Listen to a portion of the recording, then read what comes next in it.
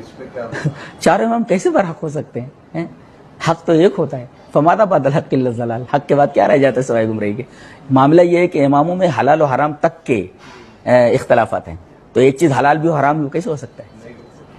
تو حق جو ہوتا ہے چار چیزوں کے درمیان دائرہ نہیں ہوتا, حق ایک ہی ہوتا ہے. اس لیے کہ قرآن کہتا ہے فماذا بعد الحق الا الضلال. حق کے بعد کیا رہ جاتا ہے سوائے گمراہی کے؟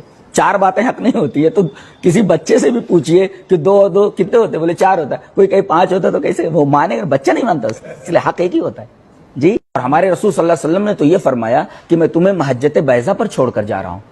اب مہجت بیضا کا مطلب یہ ہے کہ کوئی راستہ ایسا ہے جس میں اندھیرا ہو, تو ظاہر ہے اندھیرے راستے پر آدمی جگہ جگہ ٹھوکریں کھا کر گرے گا, لیکن راستہ اتنا روشن ہو کہ راستے کے پورے نشے و فراز, یہاں تک کہ سوئی بھی اگر گری ہوئی, کوئی کانٹا بھی وہاں موجود ہو, آدمی کو نظر آ جائے تو آدمی غلطی کہاں کر سکتا ہے.